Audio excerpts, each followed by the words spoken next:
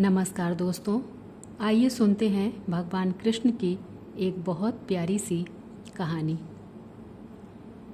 एक बार गायों को चराते हुए भगवान श्री कृष्ण और बलराम जी को भूख लगी, तो उन्होंने अपने सखाओं से कहा, हे मित्र, यहाँ पास ही में कुछ ब्राह्मण यज्ञ कर रहे हैं, तुम उनसे हम सबके लिए कुछ भोजन मांग लाओ। ग्वाल बाल गए और बड़े विनम्र भाव से प्रार्थना कर भोजन सामग्री मांगी, परंतु ब्राह्मण लोग स्वर्ग आदि लोक के सुख की कामनाओं की पूर्ति के लिए उस यज्ञ में इतने खो चुके थे कि उन्होंने इस बात की तरफ गौर ही नहीं किया कि यह अन्न स्वयं भगवान श्री कृष्ण मांग रहे हैं। ग्वाल बाल खाली हाथ जब लौट कर आए तो प्रभु ने कहा, अब तुम उनकी पत्नियों से जाकर मांगना। ग्वाल बाल गए और जैसे ही ब्राह्मणों की पत्नियों ने सुना कि श्री कृष्ण पास ही हैं और उन्हें भूख भी लगी है, तो इतने समय से जिन नंदलाल की लीला कथा वे सुनती आईं, आज उनका दर्शन होगा, ऐसा सोचकर वे लोक लाज का त्याग कर अपने भाई बंधुओं और पति ब्राह्मणों की आज्ञा को छोड़कर प्रभु के पास आईं और उन्हें मीठे दही भात का भोग लगाया। ब्राह्मणों ने उन्हें यहाँ तक कह दिया था कि अगर आज तुम चली गईं तो हमसे नाता तोड़कर ही जाना। वे फिर भी आ गईं। ब्राह्मण की पत्नियों ने केवल भगवान की लीला कथा को सुना था, अभी तक दर्शन नहीं किया था, और उसी साधन के ही प्रभाव से देखिए, आज प्रभु स्वयं उनसे भोजन मांगकर अपने दर्शन का आनंद देना चाह रहे हैं।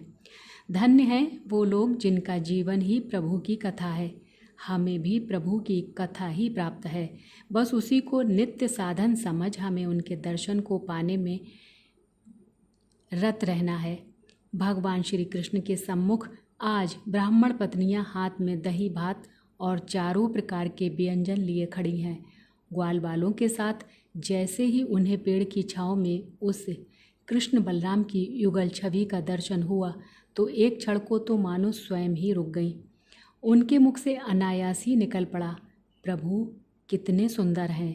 प्रभु अपनी पूर्ण छटा के साथ उन्हें दर्शन दे रहे हैं, मानो आज उन स्त्रियों की जन्म जन्म की साधना सफल हो गई। भगवान ने उनका स्वागत कर उनका धन्यवाद किया और कहा, धन्य हैं आप जो हमारी अन्न की याचना स्वीकार की। सबका पेट भरने वाले ये बात बोल रहे हैं, देखिए उनकी लीला, और आपको मेरे दर्शन की लालसा थी, अब आप दर्शन कर चुकी हैं, इसलिए घर लौट जाइए। आपके पति ब्राह्मण देव आपके बिना यज्ञ पूरा नहीं कर सकते। यज्ञ पत्नियों ने कहा, प्रभु हम उनसे लड़कर सब बंधनों को त्याग करके आपके पास आई हैं, और एक बार जो आपका हो जाता है, जिसे आप एक बार स्वीकार कर लेते हैं, उसे संसार में दोबारा नहीं जाना पड़ता है ना प्रभु, तो आप हमें ऐसी आज्ञा मत दीजिए। प्रभु बोले, जो मेरा हो जाता है, मैं जिसे स्वीकार कर लेता हूँ, उसे संसार के लोग चाह कर भी नहीं त्याग कर सकते।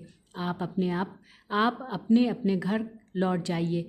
आपके साथ कोई दुर्व्यवहार और आपका किसी भी प्रकार से त्याग नहीं होगा।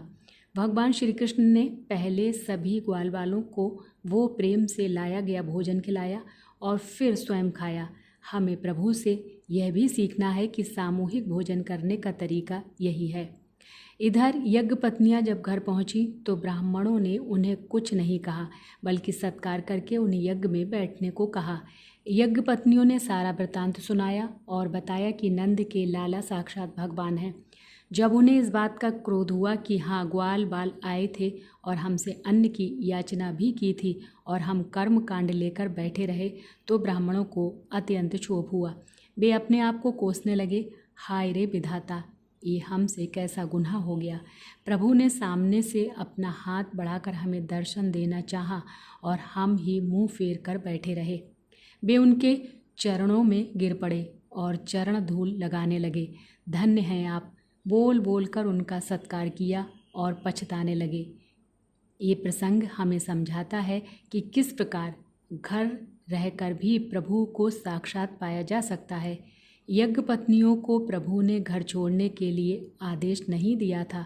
आप दर्शन कर सकते हैं लीला में, बल्कि घर में रहकर भजन करने की आज्ञा दी है। और यह जो ब्राह्मण पछता रहे हैं ना, ये हम जीव हैं जो प्रभु के दर्शन की दस्तक को पहचान नहीं पा रहे हैं, उनसे मुंह फेर कर बैठे हैं। उनकी प्राप्ति हर जगह हर अवस्था में संभव है। चाहिए तो केवल उनके लिए प्रेम, समर्पण और बरसती हुई अनवरत कृपा का अनुभव। जय श्री कृष्णा। राधे राधे।